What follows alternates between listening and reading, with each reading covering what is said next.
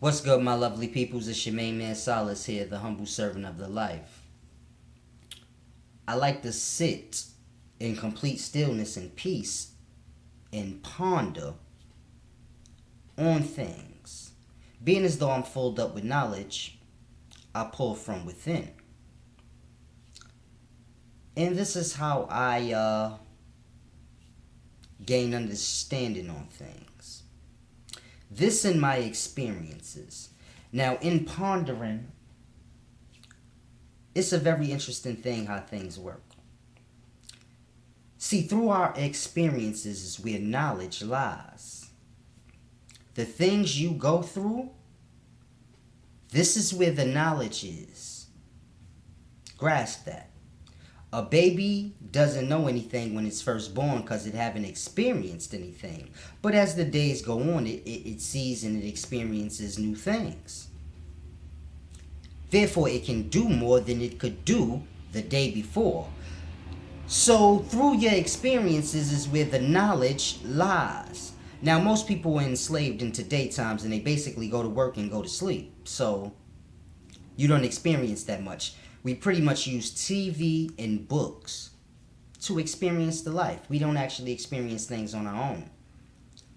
But in experiencing things is where the knowledge lies. In connecting each other's experiences is how you gain knowledge. See, a man may have knowledge of the coca plant, and he may be able to bring forth cocaine powder. Another man may have knowledge of salts, chemical salts. Those two people, when interacting with one another, can bring forth crack, which is something completely different. So this is how knowledge works. Now, I'm sorry about using crack as an example. Crack is a negative thing, but you have to understand this is the part of life that I come from. So anybody that knows me in real life, they know I used to sell crack uptown, and I used to cook it myself. See, you have guys that buy Ready Rock. This is crack already cooked. Then you have guys such as myself that whip it up. This would be cooking it. We were in better places than those who bought Ready Rock. So it's a deep knowledge to have. And who would ever thought that in me having that knowledge, I can later apply it in life to discover that ancient Kemetic book of spells had crack cocaine and things of this nature as spells. See, it's the things you experience that you must connect to another thing to grasp a thing. See, I've been through everything you can think of. I've been shot, I've been stabbed, I've been betrayed, I used to rob motherfuckers, all types of shit. Just levels. Just living life, acquiring my knowledge, grasping what I can grasp. In learning things, we tend not to connect things. I've always connected a thing. So when I sold crack, whatever I did after selling crack, I always brought the knowledge of the crack with me in the way we moved. See how interesting that is? Even now, in me teaching years later, I still use crack to make a point.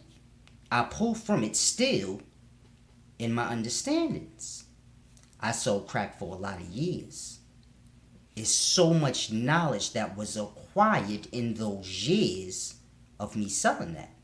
Not just the selling it, but the understanding the life and people and how things work. And all that knowledge, I use it now.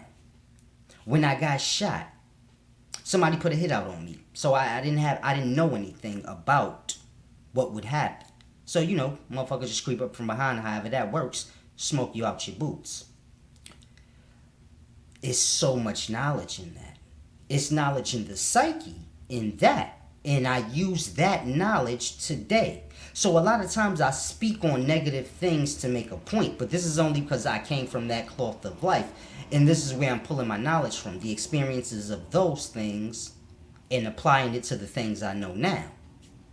So it's a deep thing to grasp. It's almost like if I knew then what I know now, man, it would be scary for me to be in the streets.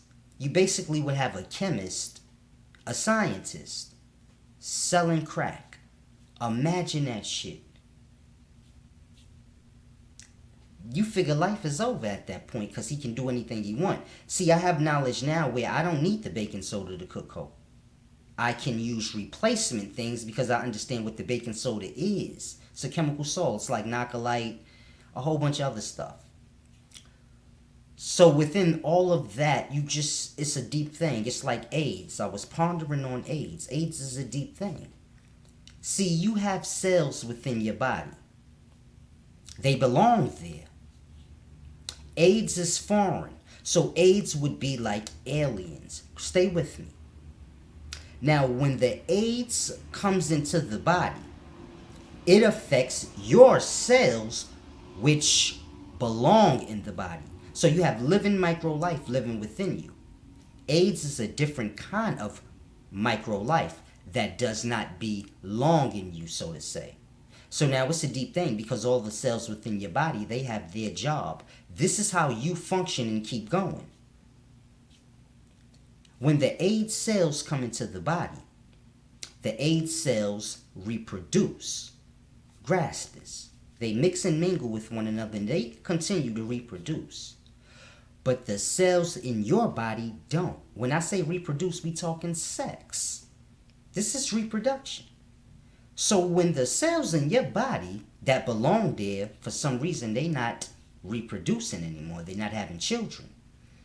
This is how a man becomes sick from AIDS.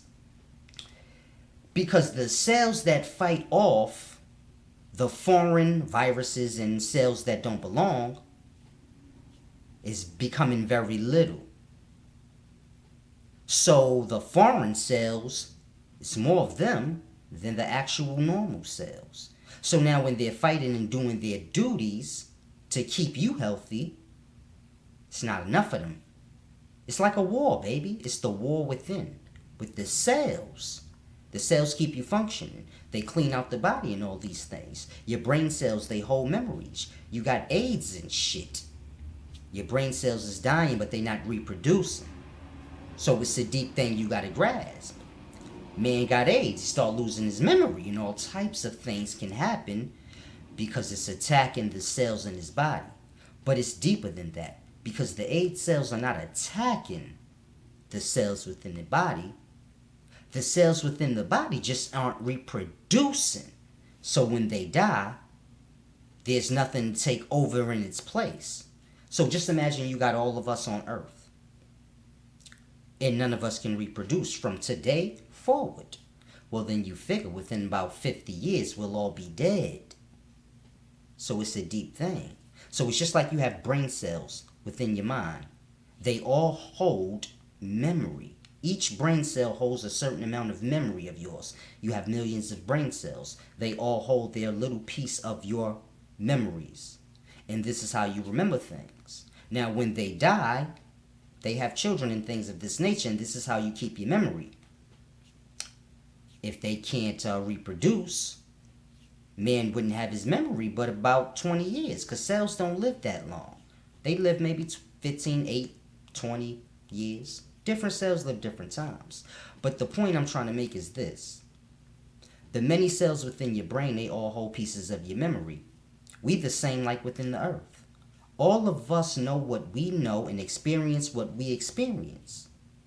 And if you connect all the people and animals and things of this life and you bring them together and combine all of that knowledge that they all individually have and experience, this would be the complete memory of Earth. As above, so below. So it works in a very deep way. Y'all have to grasp. I don't want to mumble on because I'm not even supposed to be doing a video. But this is what I would be doing if the camera wasn't running, minus the talking. This is what I call equations. I ponder on a thing for a very long time. Now let me get back to what I do. Y'all enjoy y'all day.